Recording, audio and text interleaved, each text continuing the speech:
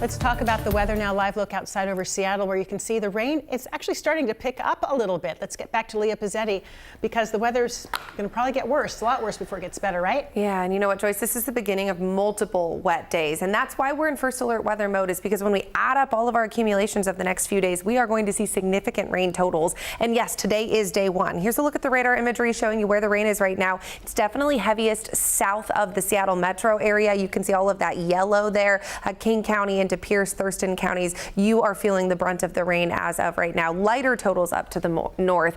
But yes, you just heard about that tree falling. That is a big concern, not only because of the wind, but because of how saturated the ground is going to be. Here's a look at how strong the wind has been so far for the day. 40 to 50 mile per hour gusts have been recorded, mostly down to the south, Shelton, and then along the coast as well. But Everett has clocked in a gust of 48 miles per hour. So yes, it has been blustery. Down trees, potential power outages are absolutely going to be a concern. This wind will continue for a couple more hours. Between about 10 to midnight is when it starts to taper off. It pushes off onto the eastern slopes of the Cascades, and that is where we'll hold on to the wind for tonight, while the rest of us will catch a little bit of a break in the wind department. I want to walk you through the rain. This is this evening. You can see that it's mostly hitting western Washington, but sneaking down into Oregon. That trend continues into tonight as the atmospheric river changes its trajectory. It moves a little bit farther south, so Oregon will tap into the moisture overnight tonight and into tomorrow morning, but then it refills back into western Washington during the day tomorrow.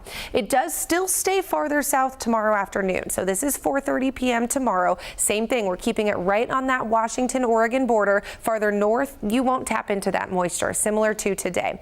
But then that changes Tuesday night into Wednesday. It becomes more widespread, and then check this out. Wednesday morning, we see it actually start to lift up. So we see a lot of that precipitation heading farther north, which is the opposite of what we'd seen prior. That continues into Wednesday night. You see that heavier rain is now farther north. Thursday, we're holding on to some rain, and then eventually we'll start to taper things off. I want to see what you're seeing in your neck of the woods. If you're seeing any weather impacts as far as rain, flooding, urban, rivers, wind impacts, text them in 206-448-4545. We want to see what you are seeing in your neck of the woods. As far as those accumulations, check this out. Oh my goodness, Shelton and Olympia have already seen 2 1/3 of an inch of rain so far. Along the coast, we're also right around 2 inches of rain. So definitely those higher totals farther south. I would not be surprised if Olympia breaks 3 inches of rain today alone. At least it will come close.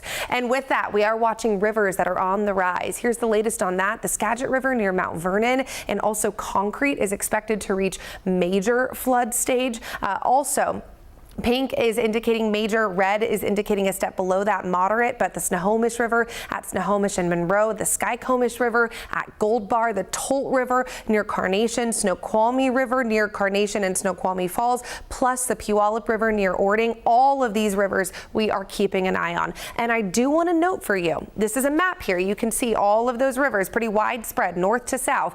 But if you take a look at this, you can see they're actually expected to peak twice. So a lot of them will start to hit that peak tonight into tomorrow. They will lower. We're not out of the clear yet. With this multi-day rain event, they are going to increase back up, hitting the peak, hitting that crest twice. So really the next 1 to 3 days, we're going to keep an eye on those rivers and that flooding potential. This could absolutely spill over into surrounding areas. If you live in those river areas, then you know the drill here. But we're going to stay in first alert weather mode through Wednesday before letting that expire into the end of the week.